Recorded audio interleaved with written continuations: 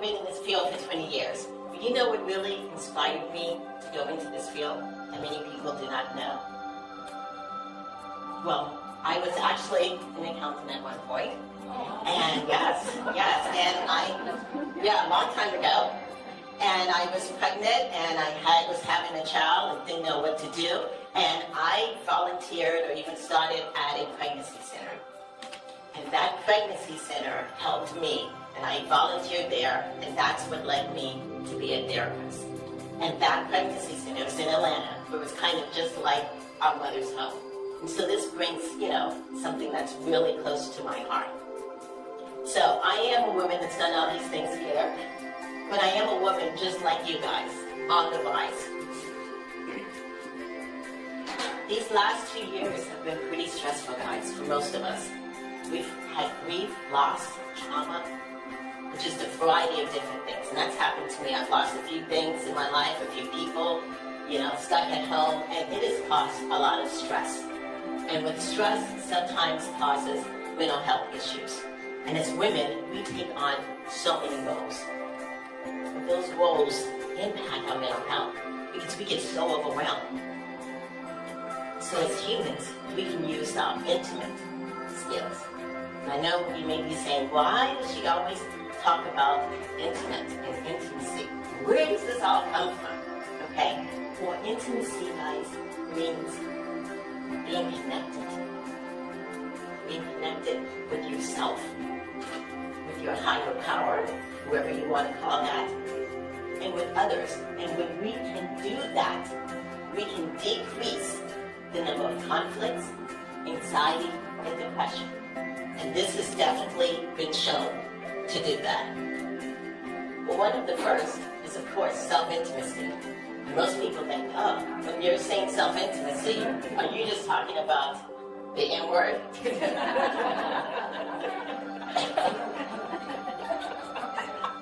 That helps. It is a relief, yes, definitely. Yes. Yes, it is a release and it does help. But it's everything all together. The first part, though, even with that, is what's in the mind, guys. The unconsciousness is really just the tip of an iceberg. We have to be so careful. Now, our unconscious mind right now, we see everything that's even in this room that we're not even aware of. So we really have to be careful about what goes in our mind and what we are listening to and what we see. We also have to be careful what goes into our bodies. The food, working out also helps because that produces what we call serotonin. And serotonin helps produce good stuff and what makes you happy and what makes you mood stabilizer. The next, I'm doing 22. The next one is spiritual intimacy. So we all have different faiths in here. And that's important. But one of the things that I believe was Nicole who said earlier is learning how to be mindful. And mindfulness means, as she was showing you, being in the present moment without judgment. And that's not necessarily just judging others, but judging ourselves. And when you're totally connected with your inner spirit, and your inner spirit, kind of like what you were saying earlier, can tell you your purpose. It's all a connection. So being intimate with your inner spirit is wonderful. Another thing that can help your mental health is aesthetic intimacy. Well, I just actually came back from Costa Rica. I do couples retreats.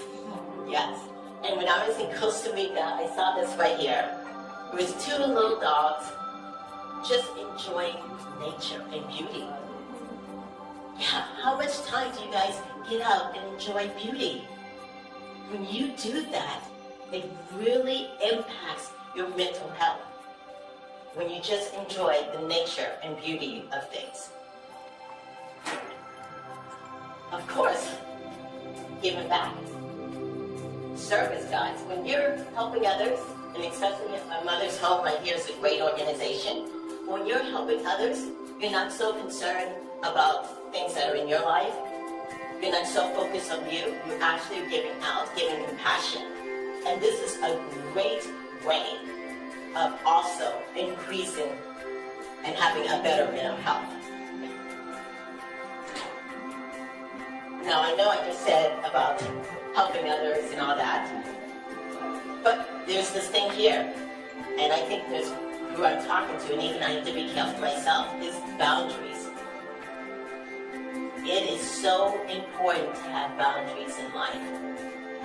Because if you're a person who gives and gives and gives and gives, but you don't keep anything for yourself, you are going to over-exalt yourself. You're just not going to have anything. And in all the faiths, they talk about loving your higher power, but loving your neighbor as yourself. It is okay to have boundaries. Okay, boundaries is saying, hey, this is what I'm comfortable for. Of course, spending time with family is a great way of increasing your mental health. It's that connection.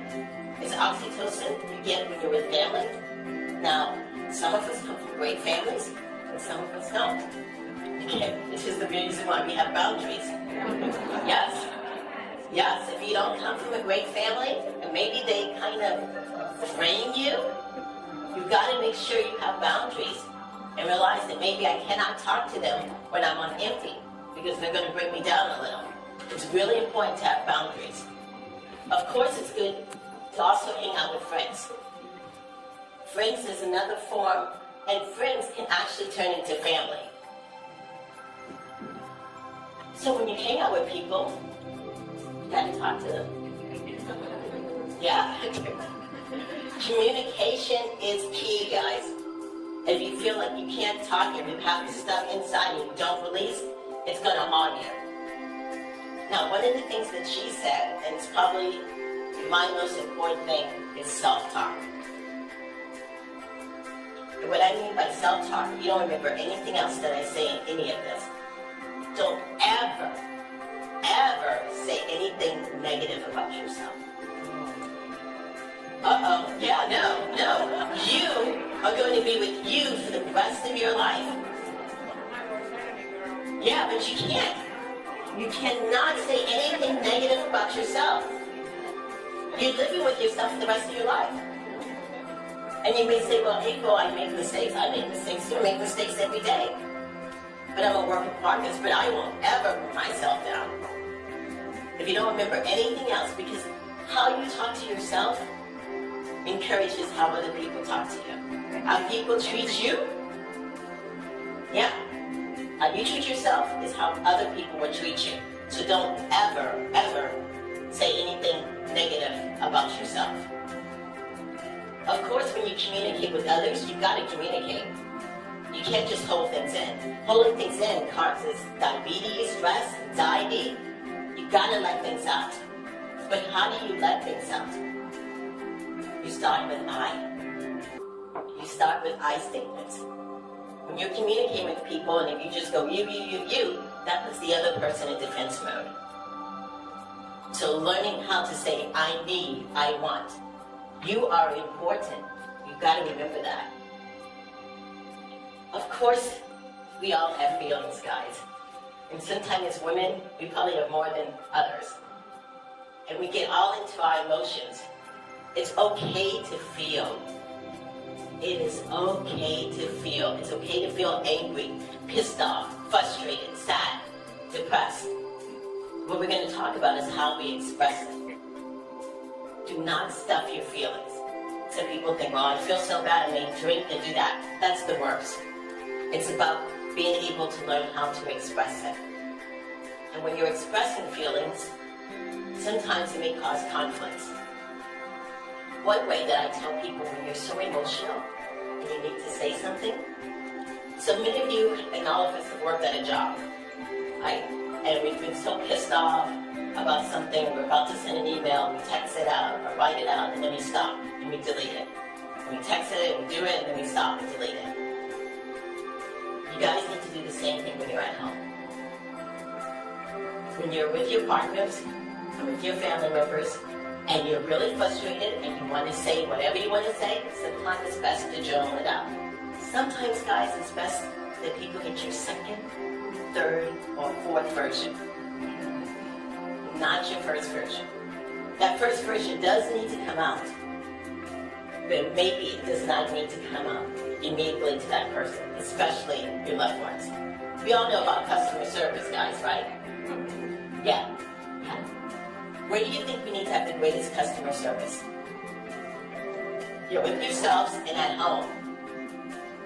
We're so nice, and we open up the door for strangers and all that, but then when we come home, we just laugh. And that causes conflicts. Now, sometimes conflicts are good, because conflict, just like this cocoon, helps us grow. It does help us grow when we have a conflict. We're going to have conflict, but it's how we go about resolving them, which is the key. The next thing is forgiveness. Ooh, forgiveness is a tough one. With forgiveness, have you guys this is something most therapists will, if you've been in therapy, they'll tell you, hurting people hurt people. Forgiveness is when you forgive, you release. It's not about the other person. Many times we're in conflict with people, but we really have to look at where are they coming from. They're not intentionally trying to hurt me. Like when you go home, with relationships and couples therapists, and when your husband is doing all this and that and arguing and stuff, it's really not trying to stab you, okay? Many times he's hurting. Hurting people hurt people. So you cannot be looking for perfection, because nothing in this world is perfect, guys. Nothing. You need to think about and looking for empathy. Empathy is the ability to see things from another person's perspective. The other part about forgiveness is ourselves. I sit in therapy a lot, and sometimes people are carrying things when they were 15. I slept with this person, I did this, I did that. You gotta learn how to forgive yourself, guys. Guilt is one of those things that will just tear you down. It's useless. We cannot, maybe in therapy we can talk about the past, we do. But we can talk about it, make pancakes out of it, but we cannot change it. You have to learn how to let go and forgive yourself. And remind yourself that you're a work in progress. Remember not to say anything negative about yourself. You're a work in progress. I'm sorry. What helps with conflict or forgiveness is also humor. Humor. When you laugh, guys, that produces endorphins. And endorphins actually reduces pain. Did you guys know that? It is your body's natural thing to reduce pain when you laugh. Yeah. So that is so great to do. The next thing that's really great to do is actually doing activities, recreational stuff, which means going out, having fun, playing tennis, dancing, swimming. Those things produce endorphins, serotonins, also a variety of good things for you. So it is also one of the great things in working with your mental health. Now this next part is physical intimacy. Do you know how much that's been lacking in the last 2 years? We've been isolated. Yeah, with COVID we're not touching. And when you touch someone, it's great. It produces oxytocin that really makes you feel trusted, safe. So think about these last few years. We haven't felt safe at all. We haven't been touching. Now I know in intimacy, and especially if you have a partner, or even if you don't have a partner, sexual intimacy is also very good. And I know people say, well, I'm so too busy for that, I'm just this and that. But that's also a release. But it's how you go about seeing it. And if you're in a relationship, I don't want you to look at it as a job. The live sessions where women think like, oh my gosh, this is what I have to do. If you think that's what you have to do, please do not do it. Okay? Faking it just does not work well. Okay? You'll be in my office sooner than you think. Okay? It's it's better to communicate, to talk about it. Another part of intimacy is intellectual, the mind. You guys understand this mind controls everything else?